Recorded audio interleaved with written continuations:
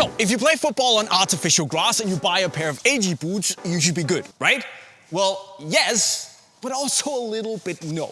So in today's video, I'll explain the differences between the two main types of AG boots out there, and also of course go into how you find the right one for you. Because there are differences, and of course the type of AG outsole you get will decide how good your boots feel and perform, but they'll actually also play a major factor in the risk of injury. And we don't like injuries, so let's dive into it. But hold on, Jay. You've always said that we should not wear FG boots on artificial grass. And now you're telling us that we shouldn't use AG boots on artificial grass either? Well, actually, that's not what I want to say. And no matter what, if you play on artificial grass, choosing either AG boot is always going to be better than using a pair of FG boots on artificial grass, okay? But let's start at the beginning, because if you play on artificial grass, an FG pair of boots is something you should try and avoid if you can. And that's for two reasons. The first is warranty. So if your boots fall apart playing on artificial grass, you can't send them back and get a new pair. And the second one, and that's even more important, is injury. Because especially if you wear boots that have bladed, flat studs that can't really turn as easily in the ground, they have a higher risk of getting stuck. And getting stuck on an AG pitch with an FG boot can seriously mess up your joints and especially your knees. And if you're unlucky, it might end your time as a footballer, and we don't want that. So I always say that if you can avoid using an FG boot on artificial grass and get a dedicated AG boot instead, it's much better. Okay, so we've established that getting a pair of AG boots on artificial grass is good. But that's also where it gets a little bit confusing, because there are several types of AG outsoles out there. And the first one to look at is an AG outsole that could easily be confused for being an FG boot, because they typically have roughly at least the same amount of studs as FG boots do, and also at least close to the same length that you would see on a regular pair of FG boots. However, most of these have all conical studs to make the rotation in the ground a little bit smoother and reduce the risk of getting stuck and getting injured. On some of them though, you do have a couple of bladed studs here, but the edges are rounded again to make the pivoting a little bit easier.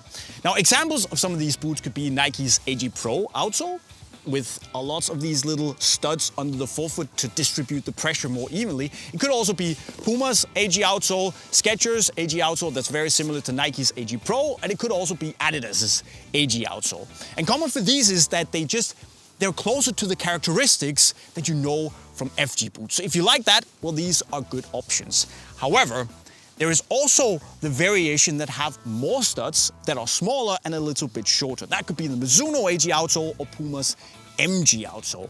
Now these guys, they spread out the pressure a little bit more, and also the shorter studs allow them to pivot and rotate a little bit more easily in the ground, again reducing the risk of injury. And the confusing thing here is the Puma have two outsoles for artificial grass. So how do you decide? Well, that entirely depends on what you're looking for in your AG boot, but also which type of artificial grass surface you're actually playing on. Now, I think for most people, they would probably, initially at least, be looking at the more FG-like AG outsoles. And if you play on a modern artificial grass pitch like this 4G pitch I'm on here, that's going to be absolutely fine. And that's because the modern pitches are a little bit deeper, meaning that the studs, while they're long, they can still penetrate the grass and the infill a little bit better, meaning that they're gonna feel a little bit more, at least, like what you get on a regular pitch. And that means that you will still get the relatively, aggressive, responsive feel like you would get on a natural grass pitch, but because you have the conical studs, you still get enough rotational maneuverability inside the ground to at least ensure that the risk of injury is not gonna be gone, but it's gonna be lower. However, if you play on a slightly older pitch, or one that is a bit more worn down like this one, where the pitch feels a bit harder and more compact, I would actually take a look at the AG variations that have more studs, but the studs are also a little bit shorter. And the reason is that if you can't really penetrate the grass or the infill, well then you're basically going to be running more on top of the grass. And if you have the regular FG-like AG pattern here with fewer studs that are a little bit longer, well basically you will have a little bit more imbalance as you're just running most of the time on top of the grass. You can't really penetrate it that well. And that could lead to some twists of your ankles, your knees, That's not very nice. However, if you have more studs, they're also a little bit shorter, you're gonna be closer to the ground, you're gonna have more balance points, meaning that it will feel just a little bit more stable as you run around. It will feel more comfortable, basically. And also, because there are more studs, the weight distribution will be a little bit more even than you have here. There will be less pressure on each stud. And the problem is with having more pressure on each stud, like on the FG-like AG patterns or an FG boot, is that when you then finally penetrate, you go into the ground, the stud is going to be more stuck. You can see I can't really twist the boot here. Whereas if I have more studs and there's less weight on each stud, it penetrates a little bit more evenly, not that deep, more shallow, and it's just a little bit, there's more room for movement, and still the traction is actually very, very good. So if you do play on an older pitch, when it comes to injury prevention and when it comes to actual performance, I'll probably take a look at these. Now, the cool thing about these more FG-like AG outsoles is that I reckon they just look really good and frankly, a lot better than the variation with a lot of little studs.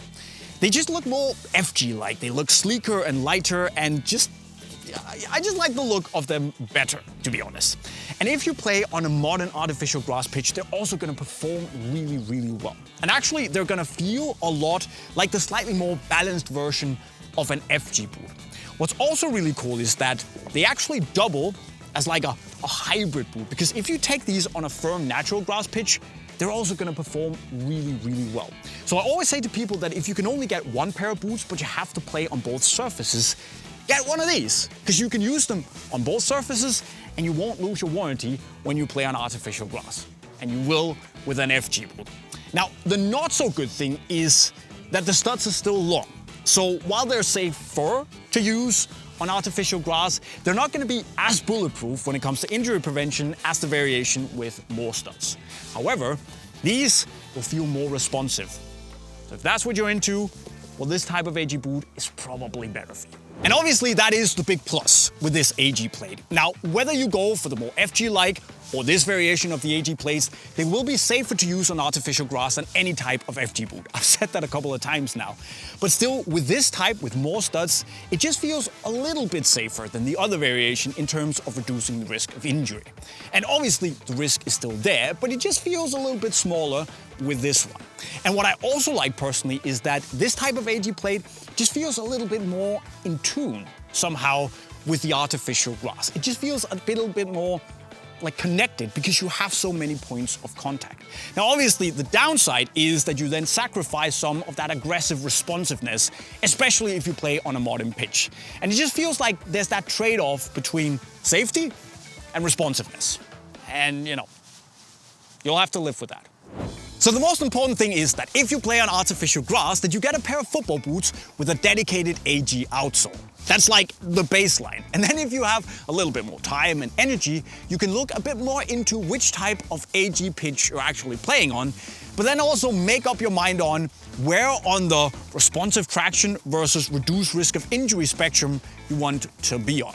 Now, regardless of where you end up, we have everything your heart desires AG boot-wise in the link to Unisport right over there. But before you go there and buy the AG boot of your dreams, well, tell me in the comment section which of the AG variations you prefer, the more FG-like or the ones with more studs. Now, of course, also, if you haven't subscribed to the channel yet with the notifications on, do that. With those words, I'll be signing off. Cheerio.